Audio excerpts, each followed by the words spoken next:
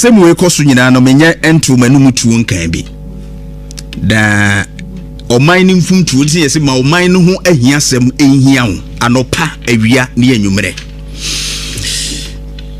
ni nyina fa oti democrat mu nsem Miracle Aboagye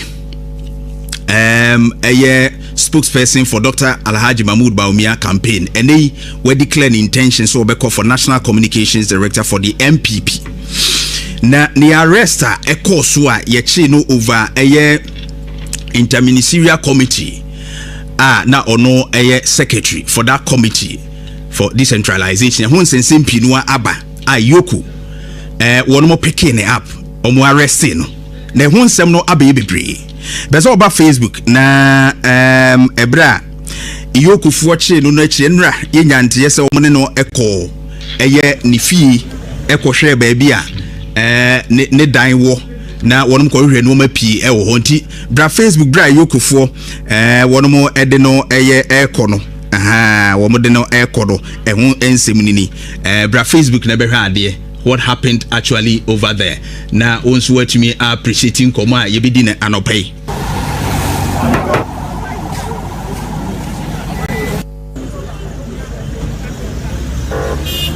Nhyira FM.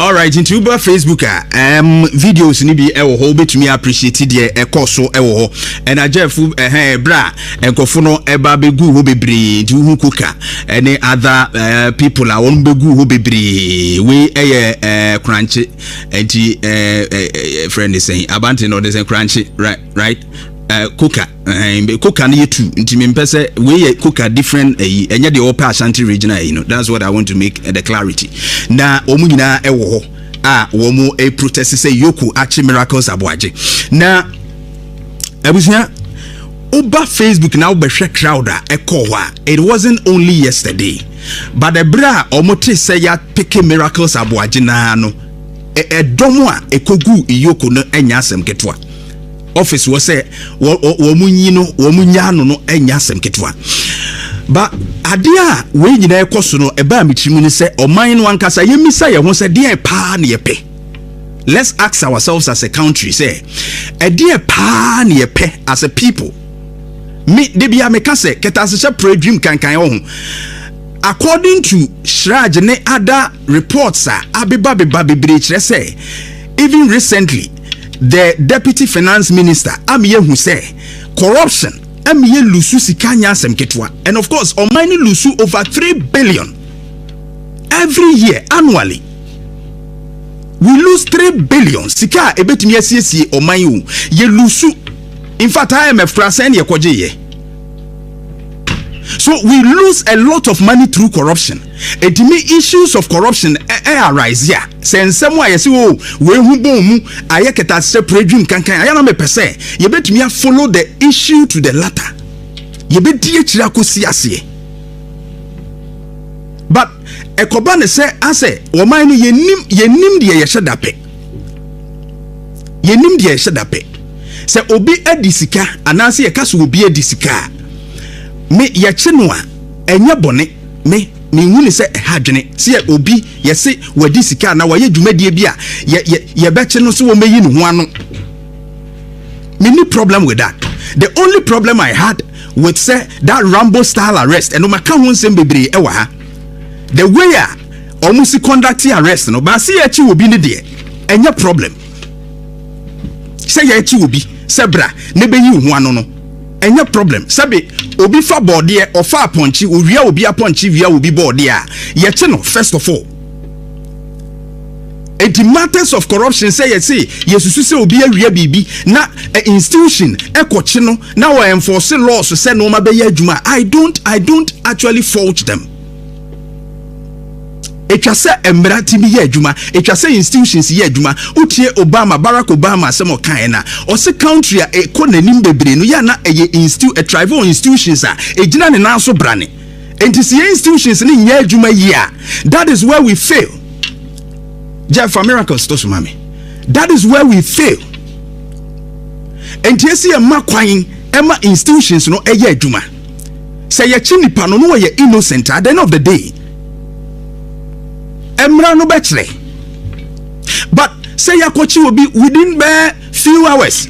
Less than even 6 hours. Na crowd puliko. Ya see ya chi will be 48 hours. I see a dino kokota na ye money bill. But less than 24 hours ni enya crowder egu iyoka kache say ye ni pakro. Ye ni pakro. I've already said ebi akwan a wo mo fast Rambo style arrest no enye papa de and I disagree and I've always talked about it. Say wo kwachi obi na de bi. But wo betimi ache no. Echie no de se nipa ne yesusu so ye bibia ne chie no de mra makwan so omutimi che no. And nothing is wrong with that. But see a bet you will be say why put na public office the or mine sika ye bibi na yesusu se sika no afa baby a anko ye na ye bet no na obenya nkrofo a enru even 48 hours less than 24 hours aye che no na nkrofo akogu se munya no ede ne epe asoman because omuchire say the arrest is just to say ebebua investigations are ekoso no. And then you no nko na yache no. Enyo no nko a na wo mo ache no wo man mu. Say obi a yesusu say no ma bi anko ye wo bra okodi dwuma bi e wo aban mu a yache no. Enyo no nko anya miracles nko na yache no. So what is the problem here? Just months ago, yente kromu a ena de wom say said the nam tamakro yemfa ne mre ni nyina na ye issues of corruption. Di ntina na ye de say yemfa ne mra metum. Obedru ye kura no na manfo pese ye hu se handcuff gu ni nsa ye de ne ko prison meboa nyemu a Ghana fo ya ne ye ka say ese omu ye hu se de nam tamakro say ye de ayi agu ne nsa a ye de ne ko prison. We want to see because one day kura the court we bua ne say we disika no nti ye say ye de ne tum ye pay justice, but we can't have selective justice. Adenti no be the ese ye no na obi the ni se ye no. Not less than 24 hours you have people yamasi out there na just say akoye bibie wo. No Ghanaian is above the law. No Ghanaian is above the law. And I've stated say si a person o mai etu mpono o mai ko nanimu a yenyan institutions ni nya o madwuma yie.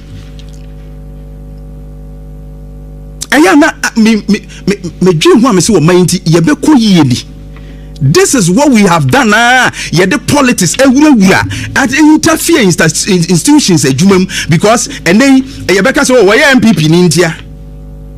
It is an MPP so was no so kwachi NDC for mo so say wo mu lose elections no mo kwachiri na say MPP ababan no so kwachi obi a sa na NDC for so be sore no mo so be gina na wo ya NDC ni ntin ye ni say yanyi politics and free accountability mu am say wo man ye ntimi nkoye ni mu otom.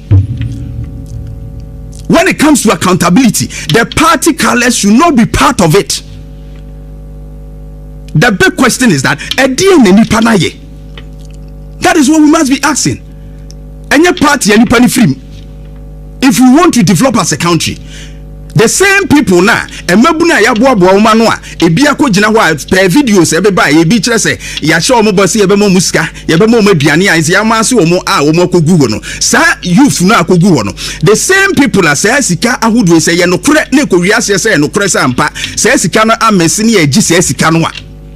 Ebebwa wo mo na bibetumi bia nyuma ama wo mo no sa mabuni ya so ene defend no ma bia tren kosi po enso no mu defend edi akura na ya na yadwene bibia ye se o akoya witch hand akoya we adani ye manin kosi po no ye hu se no pura be na wo sa asem we mu but rather ye man institutions ni nya adwuma ye prevent wo mo. Why is Miracle Aboagye above the law in any way? The same way na me ochina bi if say omususu say oh sami jamfi whatever omo ma di djuma wa ban mu ye fi say oh ebi ano ma bi anko ye wo institution ha no oda no we ya anye yi na ye eche no na ye invite no the mra no ma ho kwan say eche no dia. What's the problem? yenya institutions ni nya omadwuma as required. Enya sa oman ye ntumpon. Ya the politics aye bibia oman no yesai. We don't love this country enough. Amaya would why you feel so you talking about US, you are talking about UK, no money. Ada amaya yes wo matumpo na ye ka China asem. Say China etumpo no. Sa amaya to say China no. Do you know what they do? Corrupt officials no almost sentence you to death. Ye pu omo. Na no obi akwaji 300 million bribe. China. Yes see nkuku no. Ba how be betime di 1 billion. Ya nya ne re. And in the money and the politics, na enya na baintia, enya ni seintia. Now pursue my developer. We need to investigate matters to the latter. My investigations no koso.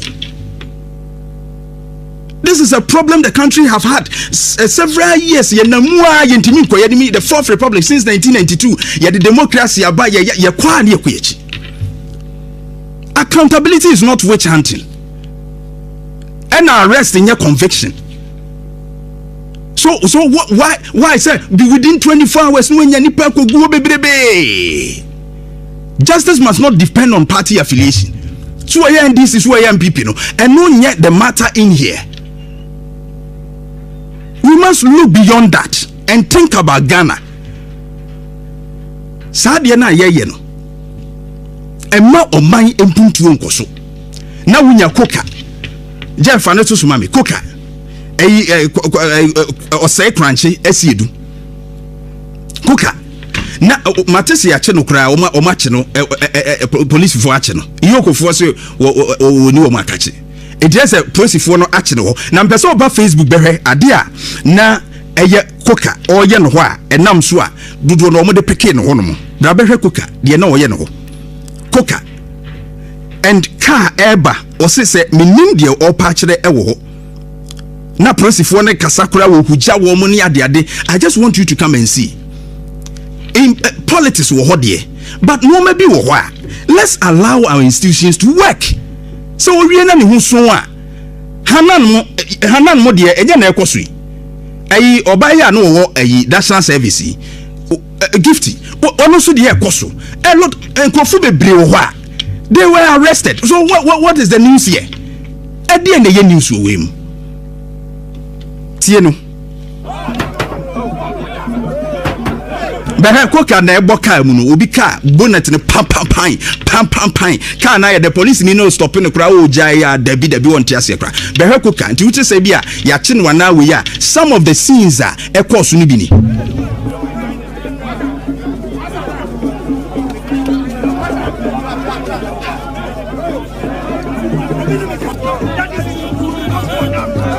Nhyira FM.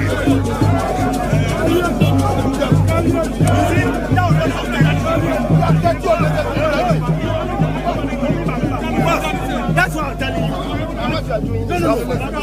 You are talking to the guy. Nhyira FM. Really? Look at what you are doing. Brabe hwe koka hwe de oye no police ni ne kakra no chese hwe ni bi ode hwe this police officer I think so obey ASP and I say even SP superintendent onye prosini like junior officer Jeff Oposo na na ne rank no by police pani koka shout no ho nyasem keto abra Facebook be hade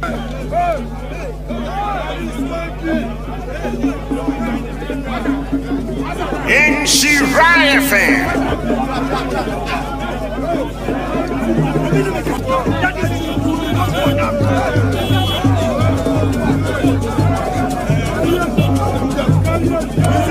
Nhyira FM.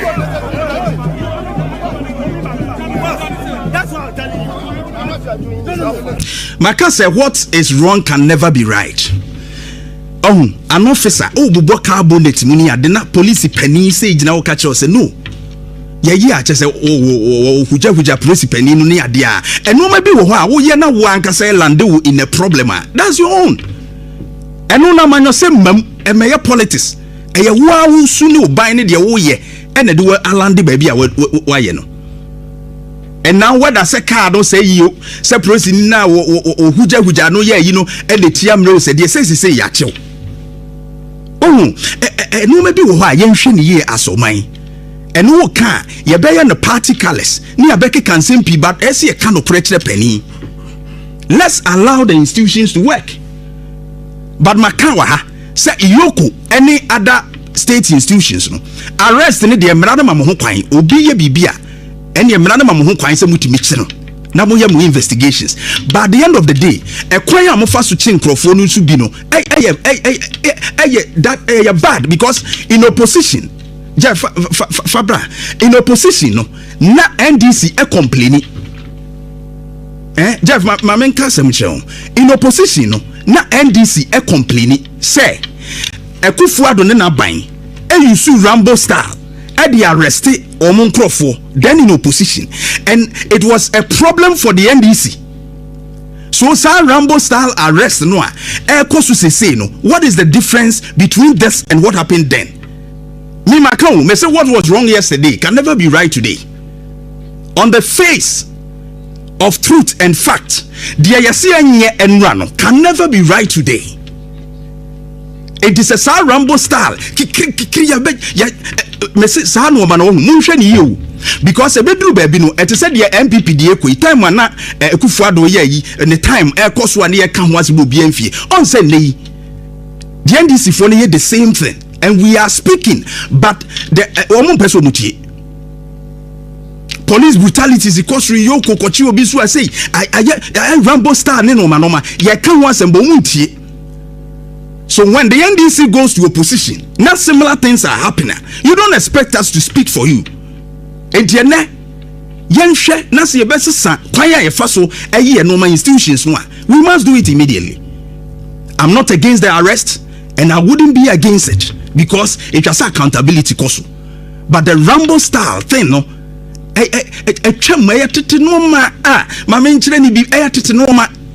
the law work. Say nipa no court ne bubona e ho na so twe kese no. That is the most important thing. Ghana de chese da ben the bia wo to aka e se mi bi bakura no akoma ye wo ya. Kwamna ebusunya me ba. Oh yeah! Come on! Nhyira 104.5. You got decent job.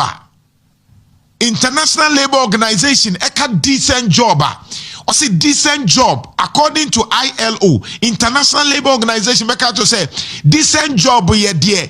Sika bosome ubetimi enya bi aba obra edi bi atowo na wo hu insurance na ubetimi dia ye nyoma kakra enti sika ne ba ubetimi atubi ubetimi di bi ato baby ato hu susu atese wo ho nkyerɛw na BBC a emergency ubetimi ayusu eno ne e friend decent work me busao.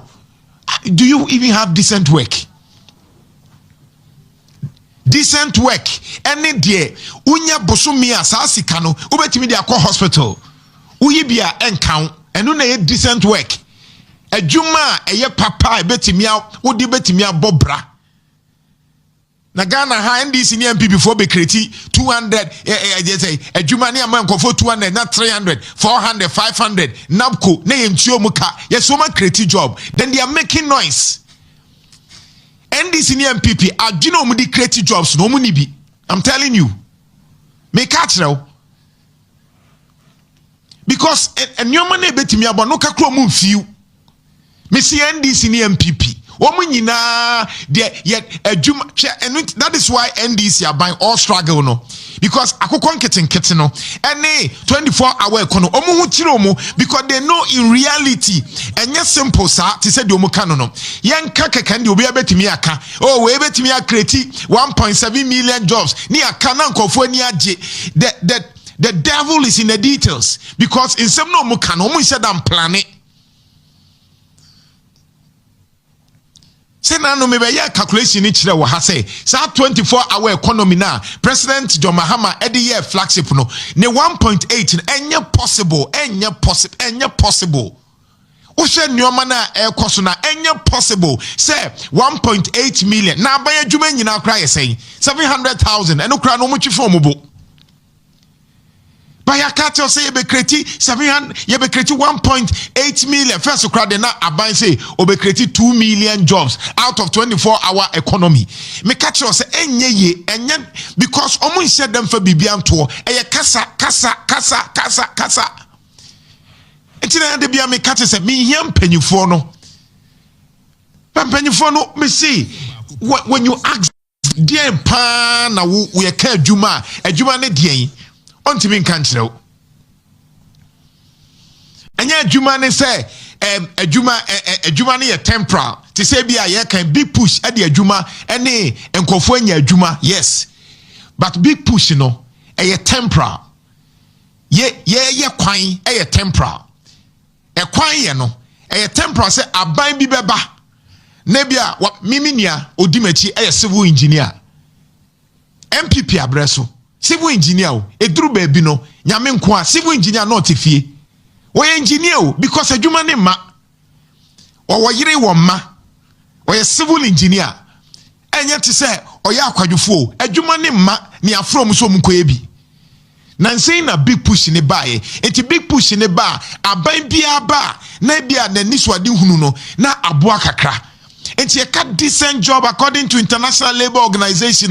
Get it for me, ILO on decent work. A dear Juma na mukreti. Yera haruna dusu asema oka. Me pese mi bobium now say tie. Kasa be brainy nyina NDC ni MPP. Mon kire me adwuma san kwa no makreti. Mo de mo fa nto ma me. De bia adwuma eye factor. Adwuma enkrofom nya adwuma nye. Nana Akufo-Addo de campaign.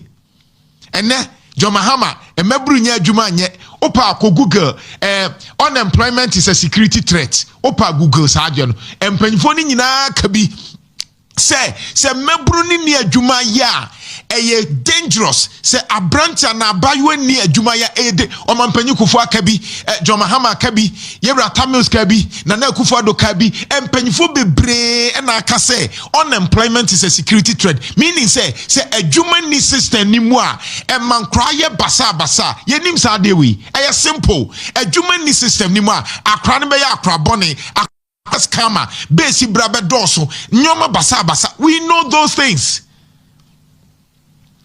Me say na me challenge NDC ni MPP aya omu ye dede no omu mu sen no mu se bi create jobs senka NDC for create jobs 2016 and MPP for beto aso a eye den na yes ato aba because emebru nya adwuma nye ubu so ma because abai ne mpanyifo ni nyina nim say me ba na me kofa obi ko military immigration police a eche so create job eno na ye from so ma create job o so mu ba say na NDC abai no ma be pamo MPP fo nyina firi ho no mu do mu nkrofo aba o mu so ma create job akwadwofo ni akwadro way of creating a job but it was standard though. It was standard enye adwuma ni adwuma national service ni no amani 600 and 700 oso amani adwuma because say obesie ayedi into yesi fanisa nka no kre ene 100 cedis to a youth to ayende 100 cedis ayeden ene to den 100 cedis to den 106.1 mon kan kro 100 cedis to den 100 cedis first na name obi 20 cedis obetimi amani 100 cedis ene ntohwe na babunu no ono kra a week odi baby at 300 na 400 na 500 obewie school amema no 700 owie school ni nso wie pe onye adwuma nye na otewo musima create job enti Yewra Haruna dusu asem no kan ye no ehu hia makacho se me enye nkrofo story dedede na me de story so de yamfo ya aduan koso no eho na me pese me de story eho na ehu hia me se enra Parliament House Yewra Haruna dusu ye education minister o se na ni ewu se bepem ne Ghana ye da so kra toothpick I carry the shame. How come that me I've been minister for trade and industry and I carry the shame? How come that in Ghana toothpick we cannot produce toothpick in Ghana and we must be importing toothpick in Ghana? Those are the decisions we should take here. That Ghana, with all our resources, we cannot dedicate one private sector person. Look at Look at how much money we have given. If you want Honorable Kojo, because you can't go there. There are people who took money in the name of private sector who said they were going to farm. The money never went to the farms. You know that. The money never went to the farms. You know that.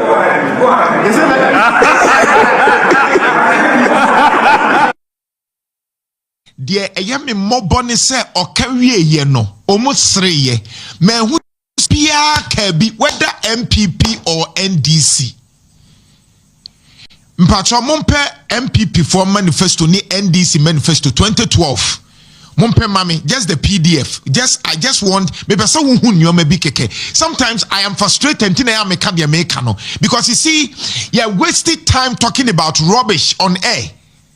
We waste time talking about Enyoma and Famfasobia ma. Yeah, and NDC and MPP. And at the end of the day, a commodo, at the end of the day, Uosikadie. At the end of the discussions, MPP, NDC, no, and say yes, ye busa say, Ufie nibi ayare for 10,000 Ghana cedis bar, Ubenya bi. These are the legitimate questions also busa say. See emergency aba. Doctor say, yare no, ye the 10,000, one ya 10,000 na. Obani bewu, and now wabusa nibe 10,000, umetimi enya bi wa accounts mu. Mame famra 5,000. 5,000. Ubeti me 5,000 say me year me hunchre me. These are the questions you have to ask every day in the morning. Ask yourself. Say my sorry anopa.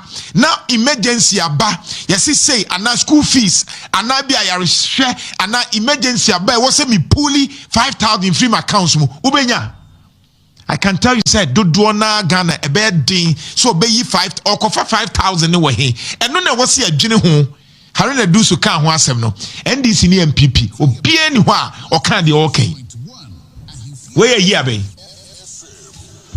Yeah, no. Okay. Yeah, Nimbra. We number. Where MPP? They also transforming lives. Transforming Ghana. Let me get the year. Get the 2016, dear mommy. 2016. Where 2012? 2012. 2012 for the NDA. Where MPP manifesto 2012.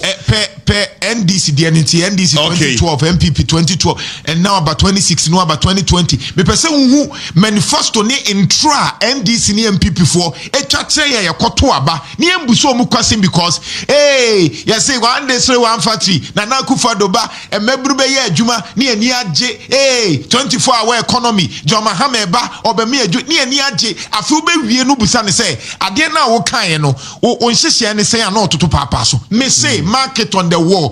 Yera John Mahama, the 24-hour economy now all cano 2 million, 1.7 million jobs now cano or bois on me say markets Nana Jantoah me say Yera John Mahama, the 24-hour economy or so or the man for 1.7 to 2 million jobs no or bois on me because on said any plan be a worker just because of person who to abamano and I say NDC retaining ask them even in Kokon Ketenkete is struggling in Kokon Ketenkete is struggling yenyama in Kokon Ketenkete na one of the best I bet me abuano and one so much church man crowfobi and no muya no majibi na no ano no in Kokon Ketenkete no year campaign na yenyina ye support e kra no nanke wo akate farms ye won krofo farms akese ma omu nkose okra ye problem ene de man krofo mu nim akokọ ne nyen enti enyina wo hu de wonye insese bia nkobe because onim ti wogi be 50 na enyina no ahwe are we serious na yakeka saa ni ewie na ye dede na 24-hour economy what they bow me say I am telling you memo bia na ada President John Dramani Mahama the 24-hour economy now all cano 1.7 to 2 million jobs now all cano boa ontimi a political talk 2012 NDC muntie where NDC manifesto first 2012 to the Kanfa MPP 2012 okay Yemfa MPP na yensha ni entie the manifesto nika because Ghana na dodo na no yentimi nkenkanti and one say ye penana Akufo-Addo ye pe John Mahama but dodo na nhyɛ dan kan wo manifesto no because of aban na asem ope aban na asem the entire many abrene say Yera Haruna Edruso emre bi no ye say Minister for Industry yeah ɔse n'ani awu sɛ bɛpem ne Ghana yɛda so kra toothpick bibi ameba bɛkyerɛ sika nko a yɛsɛn wo toothpick deɛ di yɛsim toothpick sika nko a yɛkɔsɛn no saa de wei ɛho nhia. And I'm sure say asema me ke me nkwa no mani abra me ka ho asem because as usual ebe MPP ni NDC ya ni Miracle Aboagye ni yoku nyoma ya ye bewie no hwi ensi.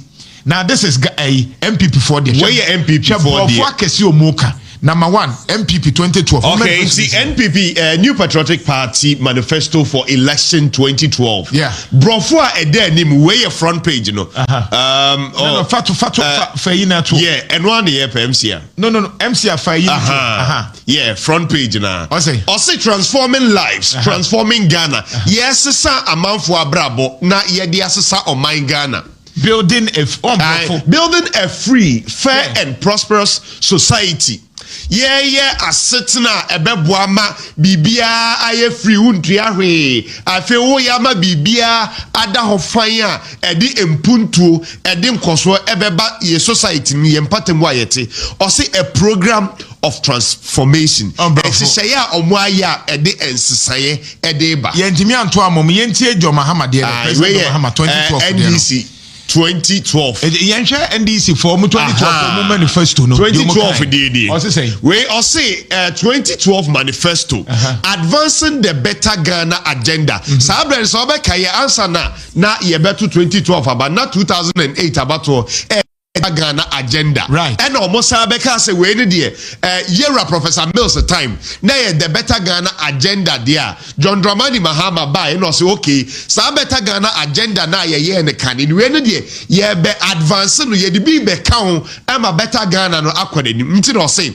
advancing the better Ghana agenda. Asia ho. O de hwe. Nti asia tie nsema o kan. Asia o say jobs. 2012 tie mo amon kai manifesto na entina Ghana makacho say ye problem ni nyina ne say ye parking kan and ye problem ni nyina ne say ye tie dede mo ye tie amanyosem ebema ye suma ye de chain said de beboa yankasa eno na ye problem no one say ebi kra refi say NDC for emre bi omo manifesto na ye de tuma wo mu no omo ka nsem bi sa enti ase omo say jobs adwuma and after to stability just say emphasis stability bibia betumi akoso ama na pepe ejina so ama we eba adwuma na wo ya sikaba be kwa animu right to the etoso or see development enti Ghana for say ye to abamana adwuma beba Enyoma be konenim. Enti 2012 no enyoma 4 enom di gina so. Enyoma 4 President John Mahama di gina so ye baako ye putting people first. 2012 no that manifesto no read there. There were 4 key thematic areas. Enyoma 9 first putting people first or the nipa be di kan. Sana John Mahama ka tell you. Sure. The tosu mienu or say strong and resilient economy. Amemu a ehwo odian betimi de ho atono so. Bako infrastructure development. Yebesi hospital. Bako transparent and accountable government. Not just bibia beda ho fan corruption say na ekosika say na wo ho na obi ehu de eko. Apart from infrastructure John Mahama ya ade. 3 so di ni pay di kan say amamuo bone pa na John Mahama at that time. Amamuo bone say na de ho kra enya kono kra biom. Amamuo bone John Mahama de afam no ginyame. Ena corruption ni nkrofo ejida ne ho ahwan se ne basa. Enti out of phone ba ko pe which is infrastructure and o see there was o see bia. Okay, schools. Enti e tell say ni manifesto no kra kan ye no no ani gidie wom no ni gidie and ma Ghana for to tia no aye kofa yewura Nana Jantoah kwakufo na ye nhwe 2016 Nana Jantoah kwakufo the MPP de no mu kan ye no fato so mame 2016 NPP manifesto but bra Facebook ahimfie 106.1 na afi on YouTube ahimfie media e frame Dr. Nana Jantoah de enti ne ya ase no adwuma ho nsem because honorable Haruna Edruso ye education minister can be no trade and industry minister was say na near wu se bepem ne Ghana ye da so kra toothpick de sim and ono ka ho asem na de ntia me buofo na no pani say o ka wie ye no both MPP ni NDC o mo discuss adwuma ho nsem no me hu so bia ni abrese ene e be ne den eno an so mo ka wie ye na o mo sere ye Nana we NPP. So on job creation, I share his thoughts. Me, I've been Minister for Trade and Industry, and I carry the shame. How come that in Ghana, toothpick, we cannot produce toothpick in Ghana, and we must be importing toothpick in Ghana? Those are the decisions we should take here. That Ghana. Me, I've been Minister for Trade and Industry, and I carry the shame. How come that in Ghana, toothpick, we cannot produce toothpick in Ghana, and we must be importing toothpick in Ghana? Those are the decisions we should take here.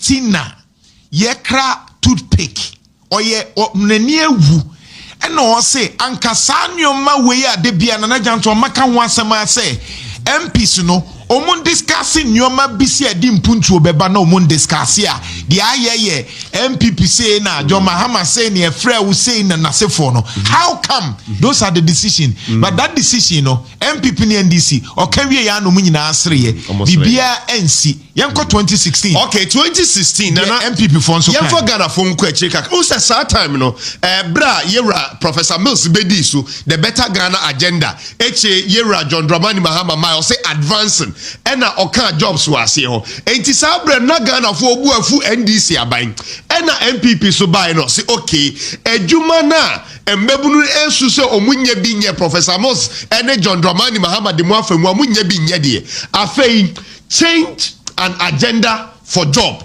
we de NPP ekaye 2016 Enti hold on. What it means is that in 2012 Yera John Mahama kachre Ghana for say or the adwuma beba or the mpuntu beba no. Samputu after 4 years ama Ghana for who say adwuma aye problem. Ni nyina hobo bre ho. Okay. Sa obekaya sa phrase we after 2016 no. Me pese me bo bibi so obekaya no. Okay, let's see this one. Let's see. I want to play this one. Say be ya am for be munti ase akasa. Me beba be bo ba ku bia. So be kaya sa bre no e na yede we e bai.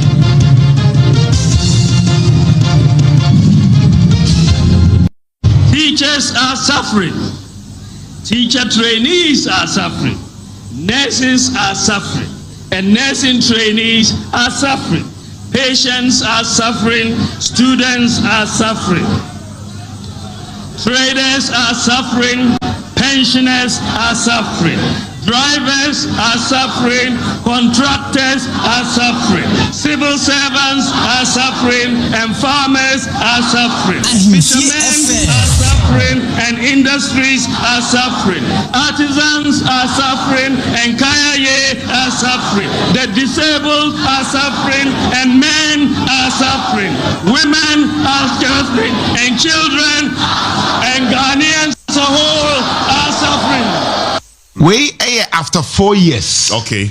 After President John Mahama promising the manifesto so obema nkofo adwuma after by 2016 no na edru said the okai wontimi anye enti na Ghana fo nyina esu ene ma ba omia kan say Ghana fo nyina ebre adrava fo bre teacher fo bre sebi omo edi dem nyina so ebre exactly enti na chese sa bre ne de na omo beyiye free sa bre nim embebu na enye adwuma nye no afa yenya enidaso se yera Nana Dankwa Kufuado ene Dr. Baumia eba na omo abeyi mmebu na free sa house omo nya adwuma ye and omo de omo manifesto ni by say change agenda for their jobs. Okay. Fato so my change agenda for jobs. Okay. And MPP for the buy you. And then a drew baby na MPP at the change agenda for jobs the buy no. Then Ghana for 2 MPP. And ya Ejuma ya bi. Inti sa breno and a President John Dramani Mahama. Eko ka 24-hour economy no. Okay. Prosperous nation, developing well-planned, safe communities while protecting the natural environment. I want to get a good one. I heard him say that we could not keep the lights on how can we run 24 hours? In 2016, Doomsaw had been solved. Nobody's lights went off in 2016. I heard him say that we could not keep the lights on. How can we run 24-hour economy? In 2016, Doomsaw had been solved. Nobody's lights went off in 2016. The point is that even electricity na sem na wo kan na se for the 24-hour economy no kra na ne bo ayedin. Ai ne bo President John Mahama under 24-hour economy.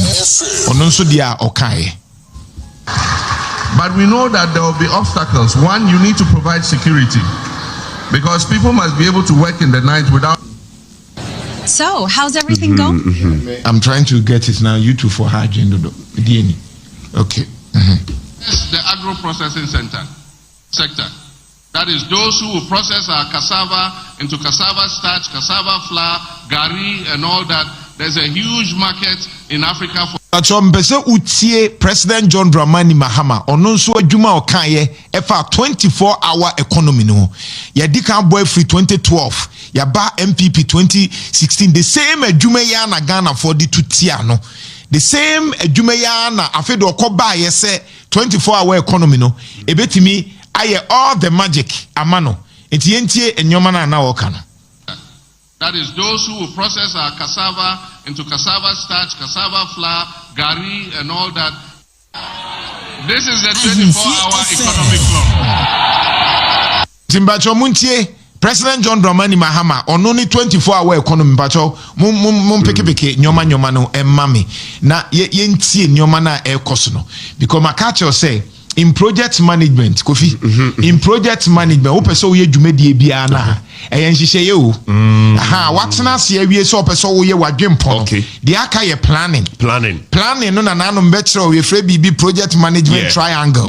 So planning as I'm now wouldn't crater to form no. Adia ba kwa wo share eye emra wo de beye eye sika any adwuma ne tetrete, which is the scope, the time, the resources. And no na wo de beye. It is a woka so be 24-hour economy a obeye no breben. Asika sen we twa to ho. Sen e besi aye kese e tetrete. Sen ne te sen.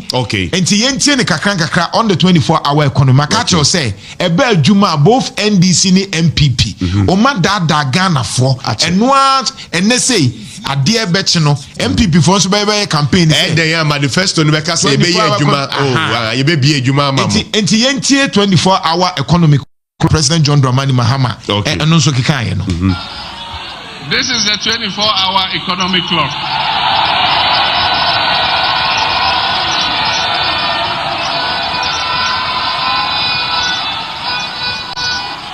One job, 3 shifts, 3 people. 1, 3, 3.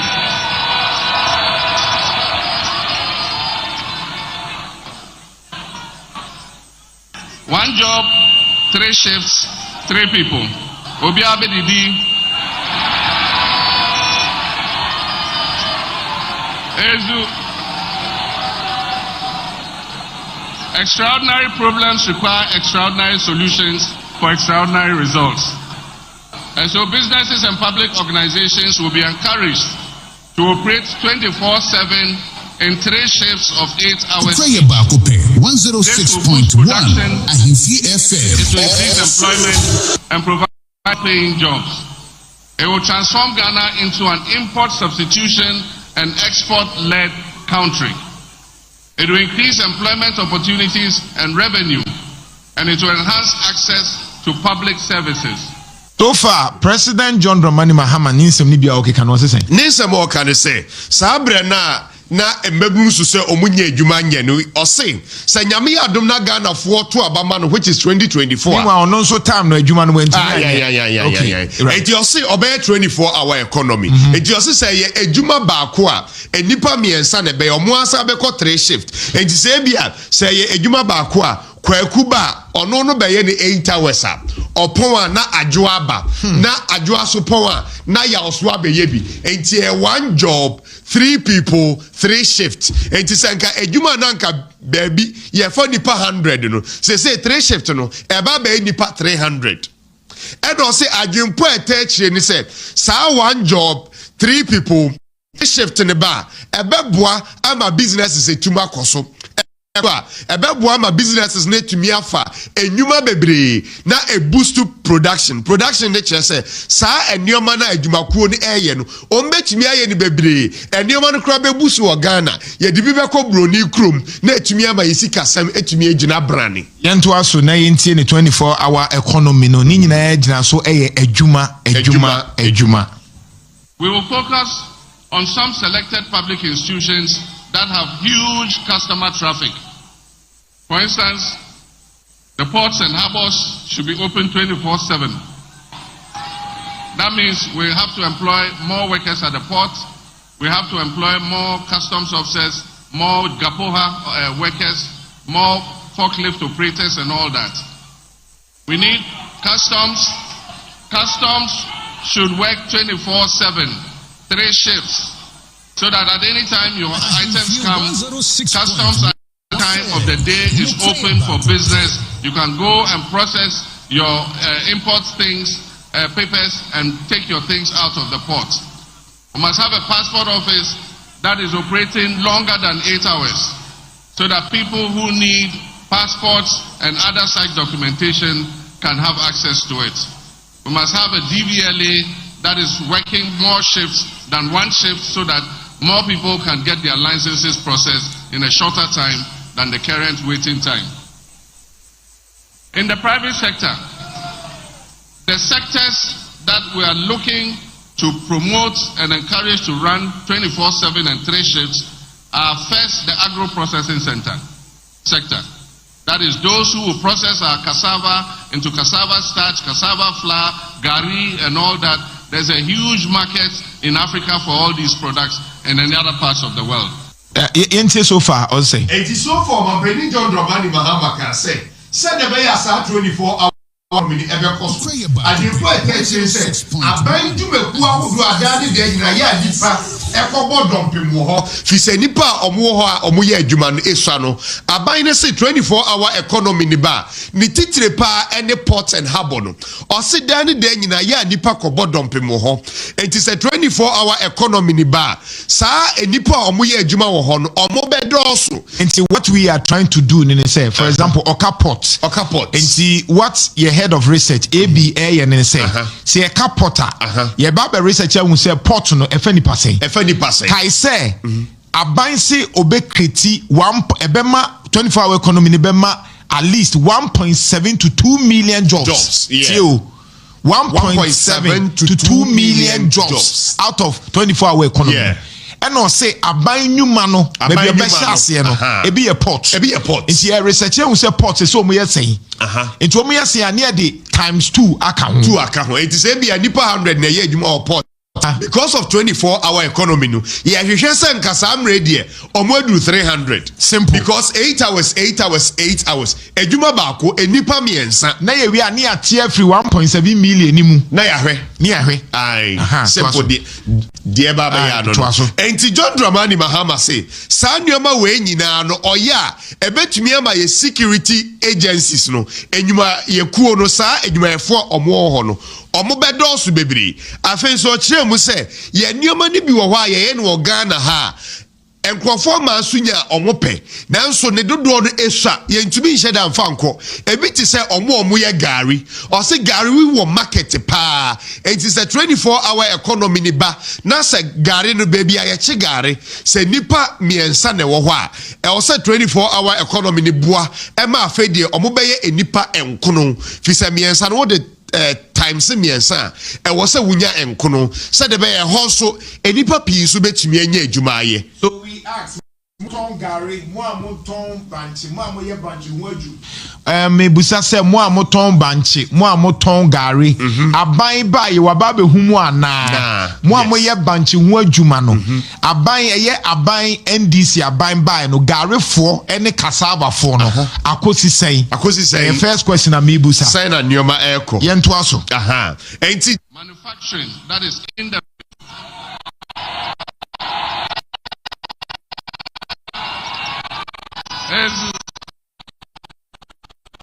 manufacturing